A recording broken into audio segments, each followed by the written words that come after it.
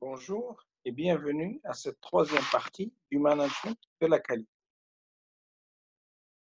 Ce matin, on va commencer par définir et essayer de comprendre la terminologie suivante.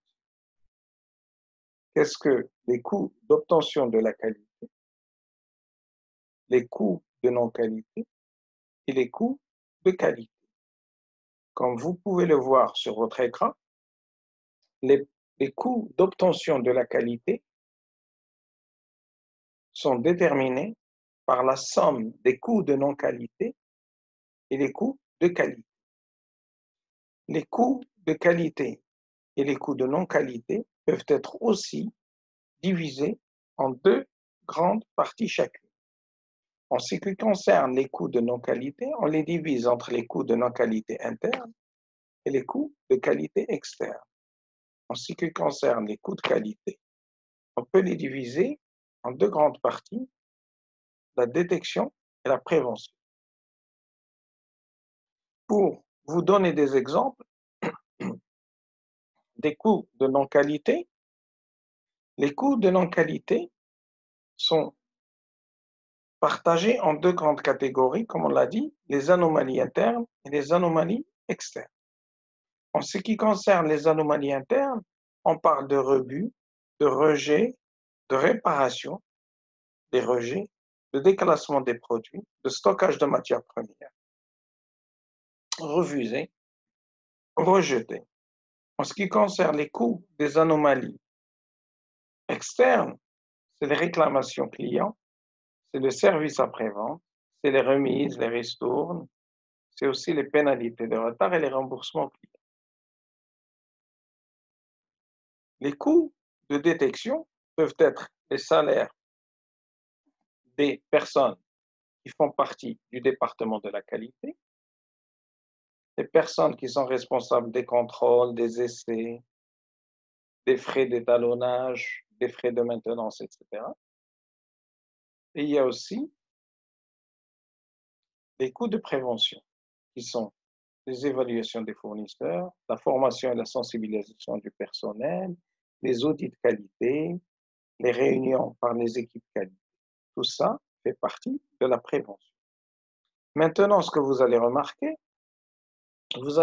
la chose suivante, c'est-à-dire que les coûts liés à la non-qualité, plus vous avancez dans votre chaîne logistique, si vous voulez, plus vous avancez dans votre processus de fabrication, et plus vous allez constater que les coûts liés à non-qualité deviennent plus importants.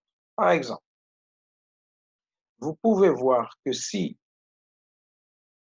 on détecte une non-conformité en amont, c'est-à-dire ici, à ce niveau-là, c'est-à-dire au tout début de votre fabrication, ça vous coûte, disons, ici à peu près 5 €, mais si vous attendez à ce niveau-là, ça commence à vous coûter beaucoup plus, d'accord? C'est vers les 500 € ici. Mais la problématique, c'est quand la non-conformité est retrouvée chez le client. Maintenant, vous commencez à avoir des réclamations clients qui peuvent donner des litiges ou être la raison des litiges entre vos clients et votre entreprise. Ça vous coûte de l'argent, ça vous coûte même votre réputation, vous pouvez même perdre ces clients-là. D'accord? Donc, il est préférable de trouver vos, c'est pas toujours possible, mais il est préférable de trouver vos non-conformités au tout début de votre processus de fabrication. Maintenant, pour les coûts de non-qualité, vous devez comprendre que la qualité doit être conçue au tout début de votre processus, même avant la fabrication. C'est-à-dire, certaines entreprises conçoivent la qualité au début, c'est-à-dire la qualité fait partie de leur conception et développement de produits.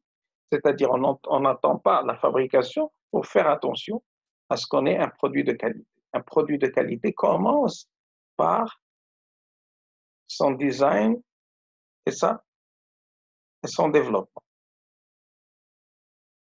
Maintenant, les coûts de non-qualité qui sont autres que des dysfonctionnements internes, et si vous voulez, les coûts de non-qualité qui peuvent aussi causer des dysfonctionnements internes à l'entreprise, tels que les produits conformes, non conformes dont on a parlé, il y a les stocks non maîtrisés, il y a des équipements non utilisés, il y a l'inactivité au sein de l'entreprise, il y a l'inefficience, vous n'êtes plus productif et vous avez l'insatisfaction de vos clients. Et puis, ces clients aussi peuvent être très insatisfaits et vous pouvez même perdre vos contrats. D'accord? Donc, pour cette quatrième partie, je vais vous parler des processus. Et un processus n'est autre qu'un ensemble d'activités corrélées ou interactives qui transforment des éléments d'entrée en éléments sortis. Mais il y a quelque chose à ajouter, c'est-à-dire votre processus doit être définissable, prévisible, mesurable, répétable et à forte valeur ajoutée. Maintenant, la cartographie des processus, elle détaille les trois types de processus. Vous avez les processus de management, vous avez les processus de réalisation et vous avez vos processus support. D'accord?